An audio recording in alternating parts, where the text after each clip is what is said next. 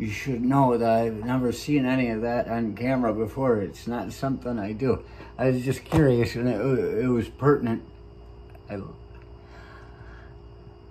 don't love that word, and I don't hate it. It's just, at times, pertinent to use that word. Keep all the talking down. Let's get right to the point. If you got a word that works for what it is, you use it. And if other people can understand it, they follow. And if they can't, they're like Peter in the Bible. The guy that stands at the gates and reads, he can't even read. He just follows the rules. He has to be told what every story means. But he's never given the truth, because how can you explain the meaning of something so deep that it doesn't have words for vulgarity? The regular people, you know, that's what they mean by vulgar when they say, oh, that's so vulgar. We've made it in such a terrible idea to be vulgar. But vulgar means the regular people. And if you hate being a regular person so much, maybe you should have tried a little bit harder.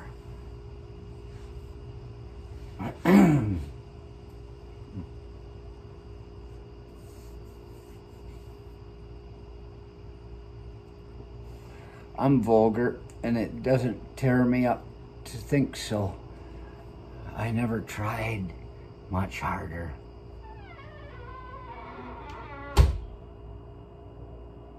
Let's close the door and think a little bit. We're deep in the jungle. There I was in the Congo. Never been there. If I ever showed up there, I'm sure I'd never come out. Because the only way I'm going to Africa is when I'm like 108 years old and I'm alone. And it's time to disappear.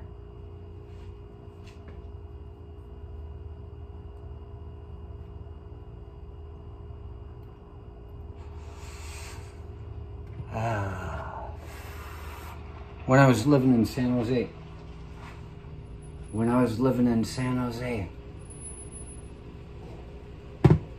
I got the idea. I was going to start working out, and I was going to get a tan. I had my hair, it was growing out. I was like, and I was just like, so I was roommates with Pure Legend at the time. He'd be off at work, and I'd go out, and I'd sit out in the damn lawn and read. And sun would be shining down. I said, I'm going to get a fucking really good tan. I'm going to have this hair, and I'm going to start working out. And I was going to the gym, and I was getting bigger. I've been, 80, 20, 25. I've been 35 pounds heavier than this before. It just makes me heavier. It's not like I get fat. It's just like I realize I need more energy to run, and I like to be light. I like to run when I need to, and sometimes when I just want to. And we're about to get interrupted. The light's about to come through the forest. Step Danny has a lamp. They went to Salvo today, and Victoria's on her way. I can get my hugging arms ready. So there was, I'm working out, and I'm to the point where people start saying, "Are you on steroids?" And I'm like, no. And they say, "I can get some for you." I said, not interested. How big do you need to get? And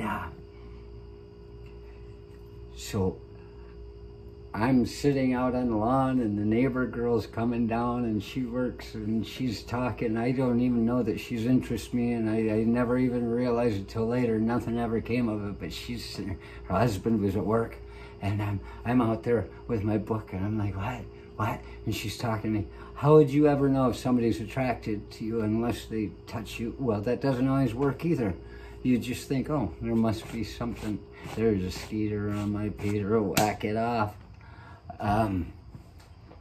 So she starts talking about some kind of death throes and things. She works with hospice. She works with hospice, and she talks about how when the people die, I don't know, she must have known what I was interested, but when they all die, they have this death throes. Oh, she says, every one of them, she says, it's a scientific fact. And I'm sitting out there tanning for Tarzan and stuff, and turns out, you know, hey, baby, I told him you were coming through. Oh, okay. She's got a binder. So I'm gonna close the door because we don't. Hey. Oh, siete.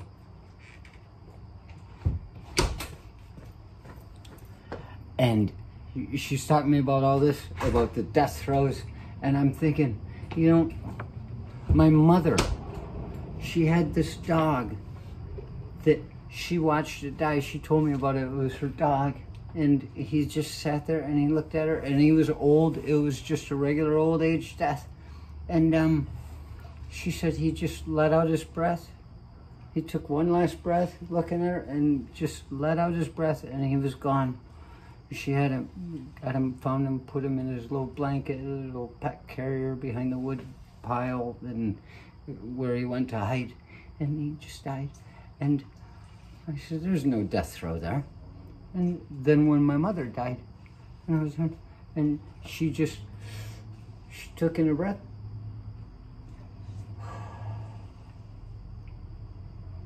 Let out that last breath, and she was gone. There was no death throw there. So you see, this girl, while I was training to be Tarzan, is telling me lies.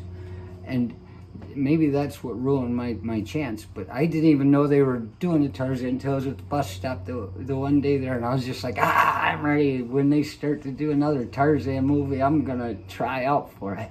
I was ready, and I looked on the thing at the bus stop, and there's this guy. He's blonde-haired, although very, very well manicured, and he's ripped. And he's in the new Tarzan series. I said, son of a bitch. I said, I was ready for it. I did everything I was supposed to do. And I didn't even know they were auditioning for this stuff. I guess I should look into things. But I've always kind of wanted to play Tarzan, like that guy when I worked as a professional wrestler. The guy that just walk around, paper towel, come out at lunch. You're wondering who it is that's plugging the toilet. You think it's the guy that shot himself in the head over a girl when he was 17, and he's all there, but he's got no control at all. Whatever he wants to do, he does. Fire alarms, I never saw him do it, but they always blamed him for everything. I called him GSR, gunshot residue. That's all that was left of him. But, yeah, Richard, who's plugging the toilets, and everybody blamed GSR, gunshot residue. And as it turned out, I went in there to take a pee at lunch one day, and there's this guy that always yelled, Tarzan, and he had his dick out. And this is the one thing I've noticed about the mentally handicapped. They have huge penises. They're always, I think I talked about this. I know I thought about it. I know that when I was falling asleep in the desert, and I'd wake up and I had like an erection, it was just like I was passing out. All the blood goes down and it sits there. So if they're not using all that blood for brain power, it's just going to go to their dick. It's just flaccid. But he had semen dripping off it, and he was just laughing and going, paper towel, you need a paper towel. He's the one that was flushing the damn paper towel down and plugging the toilet all the time. All these people reaching in and pulling that out. It's got that guy's semen in it. How disturbing is that they would blame poor gunshot residue, who I used to throw footballs at. Never had to wrestle either of them. Never got to. GSR would have been a challenge. She's got no inhibitions. So this guy yelling, Tarzan, Tarzan, Tarzan. And I'm like, man, amazing. Why does he yell Tarzan? And I've always wanted to be Tarzan. The one day I was in Iraq and I did this. Let's see what I can do. It's gonna quiet down your videotape there a little bit.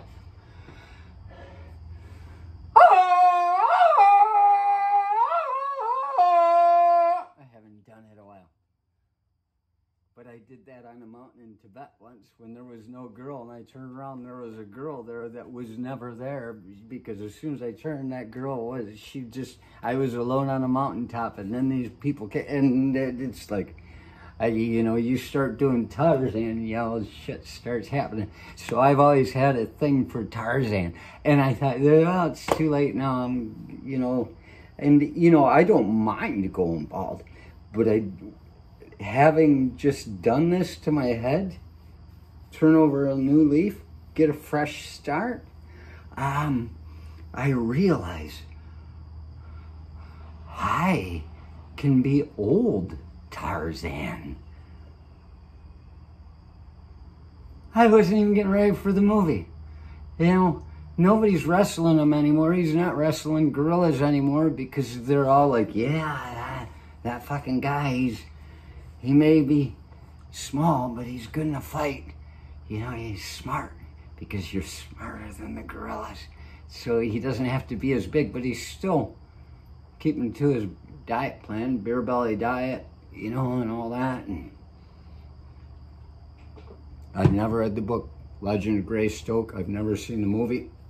From what I understand, Tarzan went back to the jungle after having been found and brought back to his heritage, what his life would have been. From what I understand, he went back to the wilderness. And so at some point, he would have to look like this. I don't know what he'd be fighting for when he's got nothing left to lose. Feeling good was good enough for me. Good enough for me. And Tarzan!